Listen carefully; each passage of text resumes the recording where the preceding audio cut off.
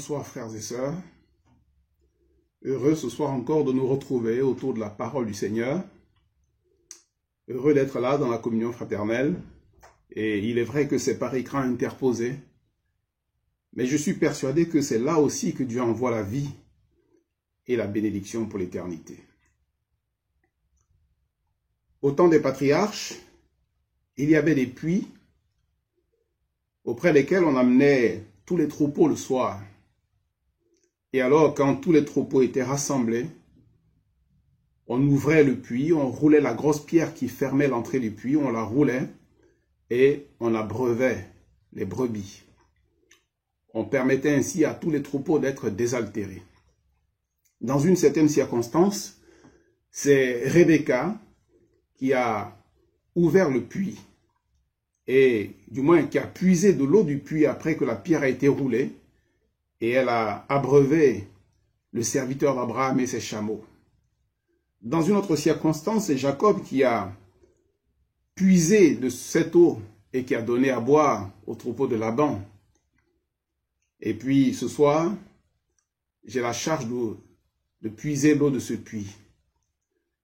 Ensemble, nous roulons la pierre par notre prière, par notre communion, et je suis chargé de vous apporter cette eau vive à travers le partage de la parole du Seigneur.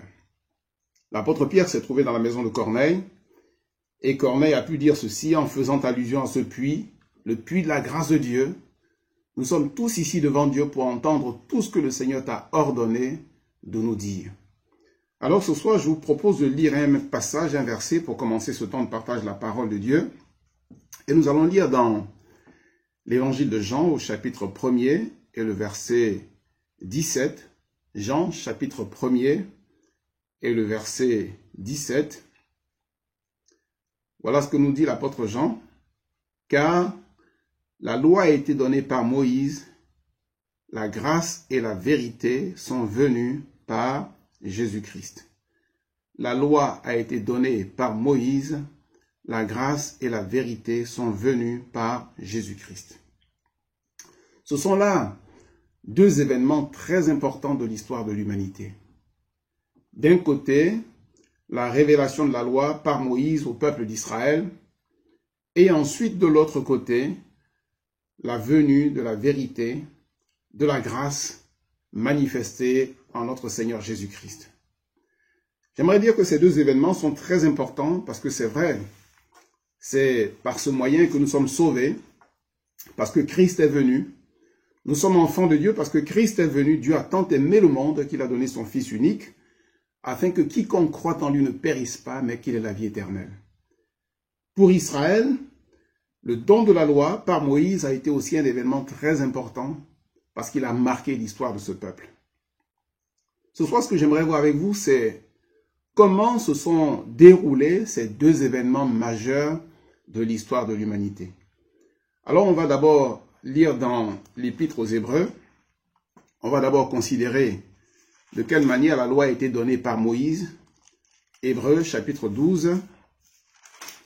Et nous lisons à partir du verset Hébreux chapitre 12 et le verset 18.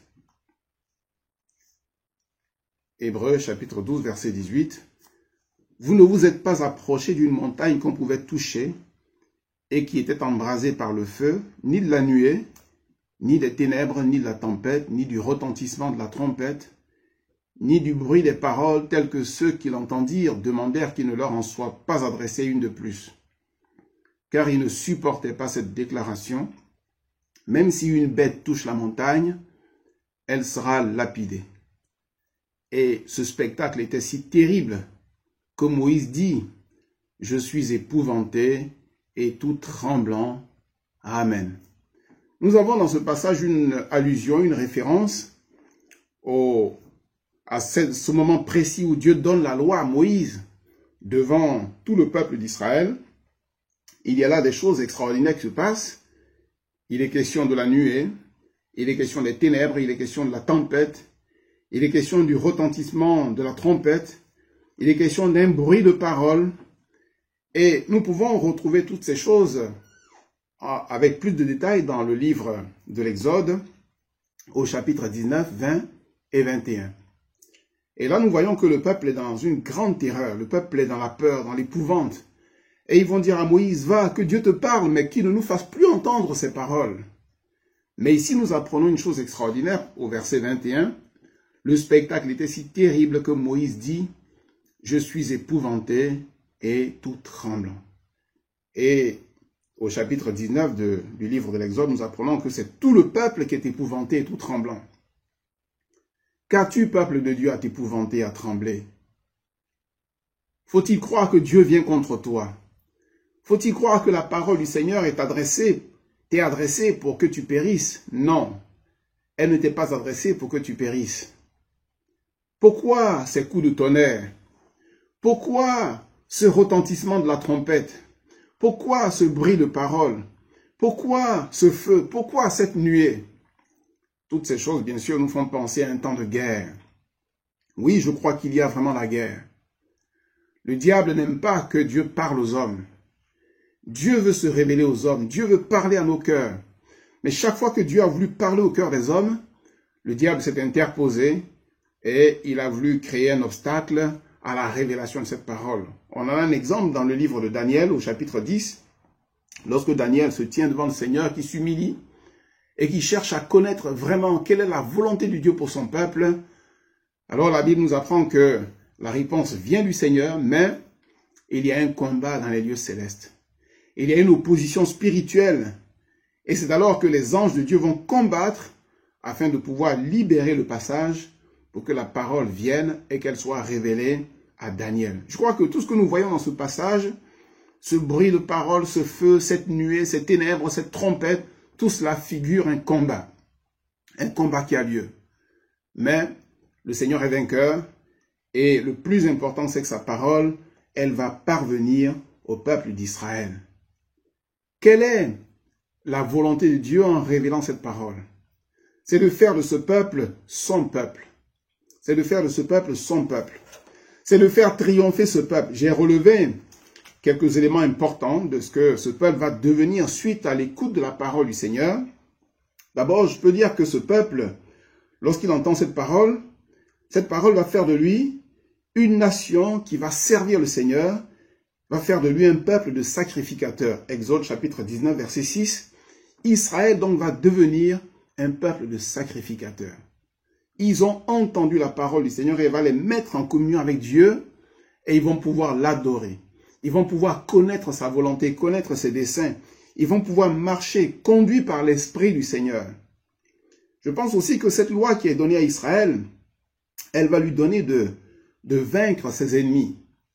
Amalek viendra, les Philistins viendront, les Madianites viendront, beaucoup d'autres peuples se lèveront contre Israël, mais à cause des promesses divines, à cause de la parole qu'ils auront entendue de la part du Seigneur et qui est là gravée dans leur cœur, ils vont triompher de tous leurs ennemis. Cette parole va aussi les amener dans la révélation. Dans 1 Chronique chapitre 12 verset 32, il est question de la tribu d'Issachar qui avait la révélation des temps pour savoir ce que devait faire Israël. La parole leur avait donné cette intelligence pour connaître les temps, pour savoir lire les temps, pour savoir connaître les desseins du Seigneur selon les événements qui se produisaient dans leur génération. Et je crois qu'aujourd'hui, nous sommes plus que jamais dans la nécessité, dans le besoin de connaître quelle est la volonté de notre Dieu devant ces moments difficiles que le monde traverse. Cette parole a été donnée à Israël aussi pour faire entrer le peuple dans un ministère prophétique. Oui, l'auteur de l'Épître aux Hébreux dira, autrefois, Dieu a parlé à nos pères par les prophètes. À partir du moment où la parole a été donnée à Israël, des hommes, des femmes vont l'entendre et elle va réveiller leur esprit. Elle va leur donner une communication des conseils divins, la révélation du Saint-Esprit.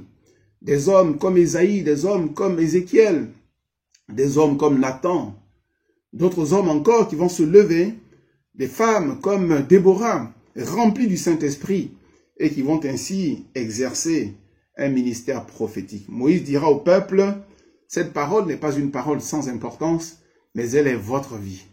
Et cela va se démontrer, cela va se prouver à travers l'histoire d'Israël, que chaque fois qu'ils se sont appuyés sur la parole du Seigneur, Dieu, dans sa bonté, les a fait triompher. Je dirais aussi que cette parole, elle va leur donner la sécurité dans leur demeure. Le psalmiste dira au psaume 46, « Dieu est pour nous un secours qui ne manque jamais dans la détresse. Voilà pourquoi nous sommes sans crainte quand la terre est bouleversée. » Cette parole va leur communiquer la paix. Cette parole va leur communiquer la joie. Cette parole, elle va les garder dans le repos. Ésaïe dira plus tard, c'est dans le repos et la tranquillité qu'est votre salut. Et dans le calme et la confiance qu'est votre force. Cette parole va assurer en eux la présence de Dieu. Elle va leur donner cette persuasion que Dieu est là. Oui, je comprends pourquoi. Il y a tant de combats pour la révélation de cette parole, mais Dieu a triomphé. Et cette loi est une loi grande et magnifique. Ésaïe dira au chapitre 42, verset 21, « Dieu a voulu donner à Israël, pour le bonheur d'Israël, une loi grande et magnifique. » Moïse dira, « Qui est comme toi, Israël? Que tu es heureux, qui est comme toi? » Je comprends dès lors pourquoi il y a eu tant de résistance, mais le Seigneur a triomphé et le peuple a pu avoir part à cette parole extraordinaire. La loi a été donnée par Moïse, la grâce et la vérité sont venues par Jésus-Christ.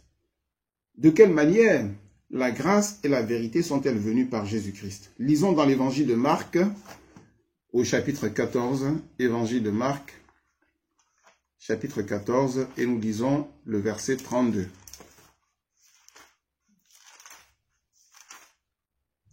Marc, chapitre 14, verset 32.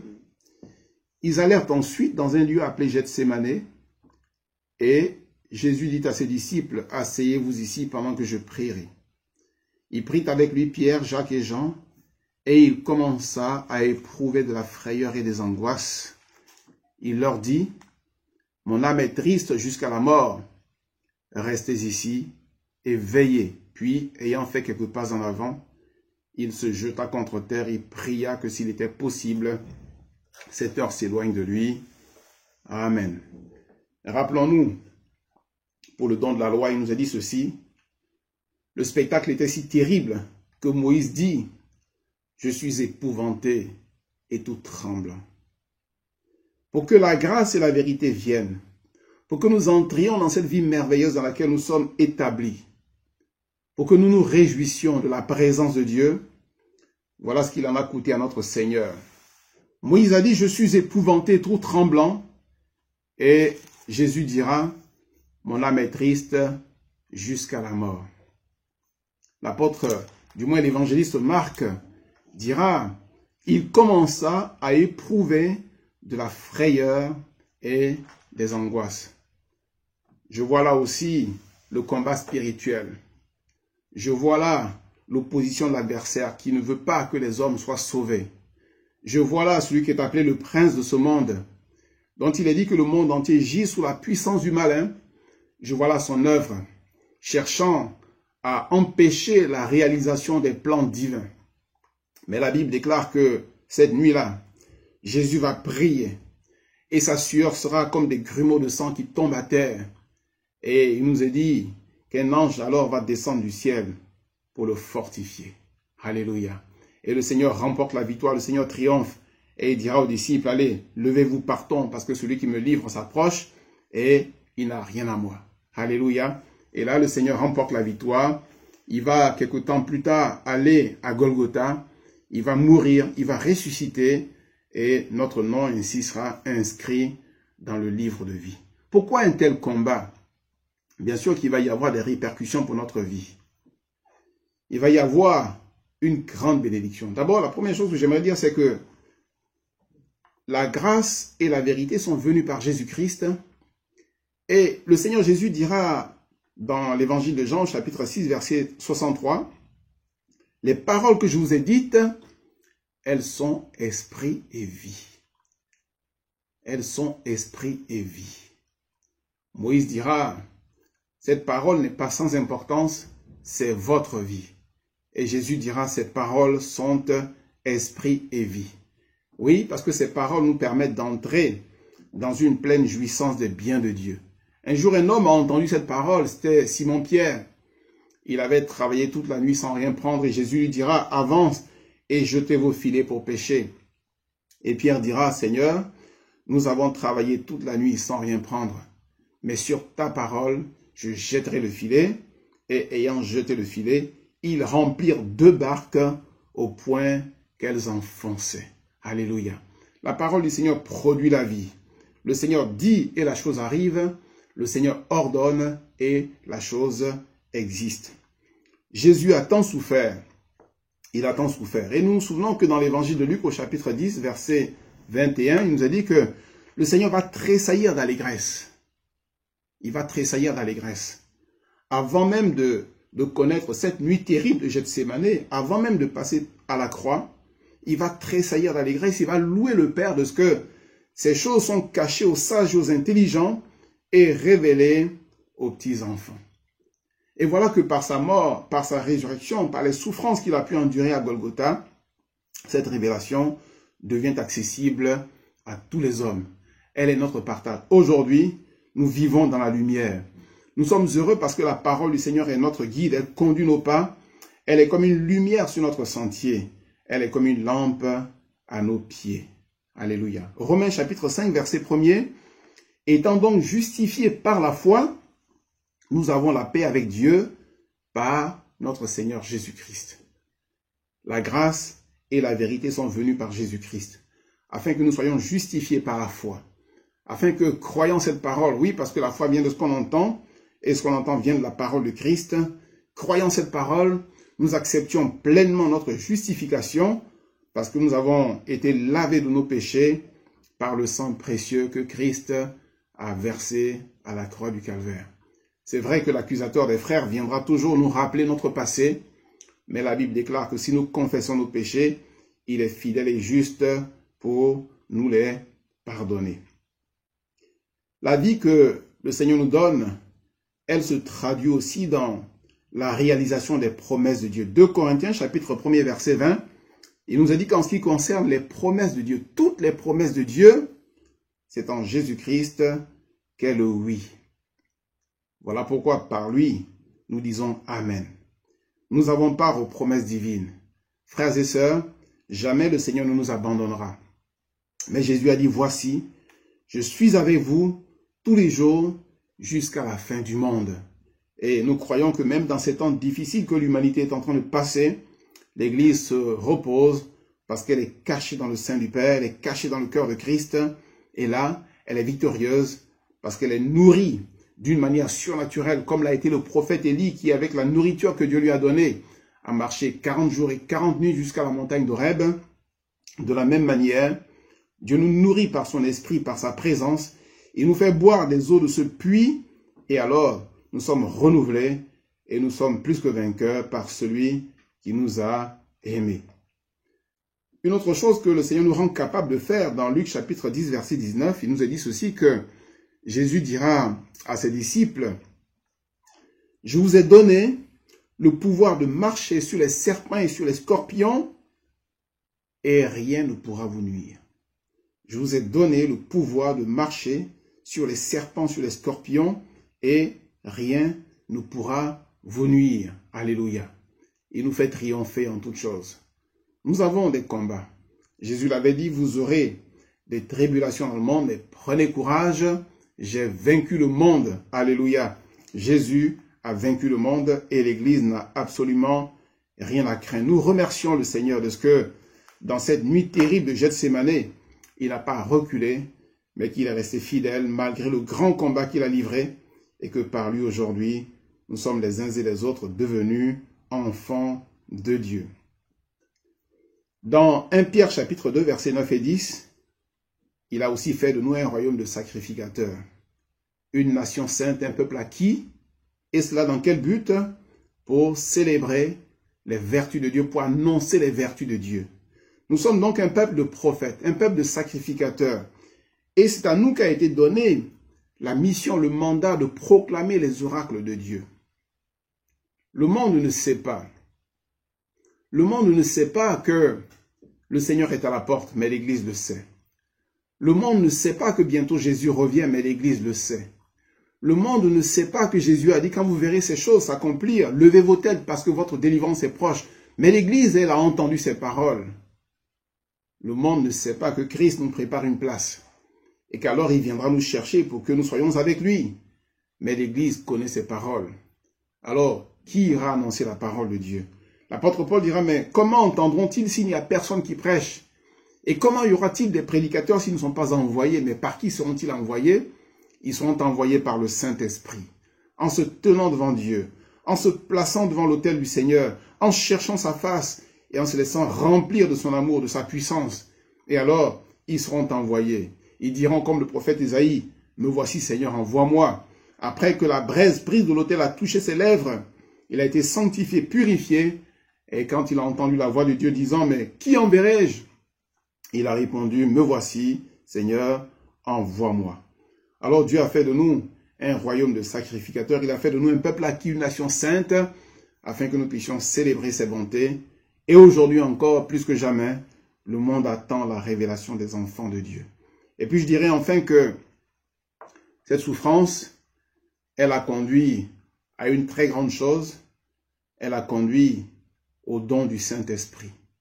Au don du Saint-Esprit. L'apôtre Paul écrivant aux Corinthiens dans 1 Corinthiens chapitre 6 verset 19, il leur dira, « Ne savez-vous pas que votre corps est le temple du Saint-Esprit ?» Votre corps est le temple du Saint-Esprit. Nous sommes le temple du Saint-Esprit. L'Esprit de gloire habite en nous. L'Esprit de Dieu habite en nous. L'Esprit de paix habite en nous. Ce n'est pas un esprit de timidité que Dieu nous a donné, mais il nous a donné un esprit de force, un esprit de sagesse, un esprit d'amour. Alors, bien-aimés frères et sœurs, ranimons la flamme du don de Dieu que nous avons reçu par le Saint-Esprit qui nous a été communiqué. Ne nous enivrons pas de vin, c'est de la débauche, mais au contraire, soyons remplis du Saint-Esprit. Que de souffrances, que de moments particuliers. Moïse s'écrie, « Je suis épouvanté, tout tremblant. » Jésus s'écrie, « Mon âme est triste jusqu'à la mort. » Mais, quelles conséquences glorieuses! Quelles conséquences glorieuses sur le peuple d'Israël qui marche vers sa destinée, qui remporte la victoire, qui triomphe tous les ennemis, qui renaît chaque fois, même quand le monde croit l'avoir écrasé. Quelle gloire pour ce peuple qui revient dans son pays après tant de siècles d'exil. Mais surtout, Christ déclare, « Mon âme est triste jusqu'à la mort. » Mais quelle gloire pour l'Église! Quelle gloire pour l'Église! Quelle gloire pour le peuple de Dieu! Quelle onction le Saint-Esprit manifeste à travers nous! Quelle puissance l'Esprit de Dieu nous donne, nous communique, afin que nous puissions accomplir l'œuvre de Dieu. Quelle sécurité, quelle paix dans nos maisons, dans nos cœurs, dans nos pensées, dans nos vies, dans nos églises. Quel bonheur, quelle sérénité nous avons. Et nous pouvons nous écrier comme Israël. Nous sommes sans crainte quand la terre est bouleversée. Aujourd'hui, le monde est bouleversé, mais l'Église est sans crainte parce que l'Église sait que Dieu est avec elle. Et si Dieu est pour nous, qui sera contre nous? Oui, la grâce et la vérité sont venues par Jésus-Christ et nous pouvons dès lors chanter comme le psalmiste, « Le bonheur et la grâce m'accompagneront tous les jours de ma vie et j'habiterai dans la maison de l'Éternel jusqu'à la fin de mes jours. » Oui, la grâce et la vérité sont venues par Jésus-Christ et nous pouvons marcher toute notre vie dans la vérité. Vous connaîtrez la vérité et la vérité vous affranchira. Oui, la lumière sera toujours avec nous. Oui, nous vivrons dans la crainte de Dieu. Oui, nous ne nous relâcherons pas parce que nous savons que c'est par la persévérance que nous sauverons nos âmes. Oui, nous laisserons toujours l'amour du Seigneur renouveler nos cœurs. Oui, nous entendrons toujours la voix douce du Saint-Esprit. Oui, nous courons toujours les mains tendues vers le Seigneur parce que de lui seul vient notre salut. L'apôtre Paul, écrivant aux Colossiens, leur dira, « Vous avez tout pleinement en lui. » Vous avez tout pleinement en lui. Nous avons tout pleinement en lui. Nous sommes un peuple riche. Nous sommes un peuple fort. Alors, bien-aimés frères et sœurs, ne craignons point, ne tremblons pas, mais relevons nos têtes. Le psalmiste dira, « Seigneur, tu es ma force et c'est toi qui relèves ma tête. Tu es ma gloire, tu relèves ma tête. » Et l'Église s'écrie aussi, « Seigneur, tu es notre gloire et tu relèves nos têtes et nous sommes victorieux Que son nom soit béni. Alors, bien-aimés frères et sœurs, dans cette soirée, prions de tout notre cœur, adorons le Seigneur, assurons, accomplissons notre sacerdoce royal en célébrant les bontés du Seigneur et en le priant pour qu'il sauve ce monde qui est perdu, ce monde qui vit sans le Seigneur, que la lumière se lève dans les ténèbres et qu'on puisse déclarer à la fin de ce temps de confinement, là où le péché a abondé, la grâce de Dieu a surabondé. Amen. Seigneur, nous te remercions encore pour ta fidélité. Nous te bénissons pour ta grâce infinie. Oh, que tu es merveilleux.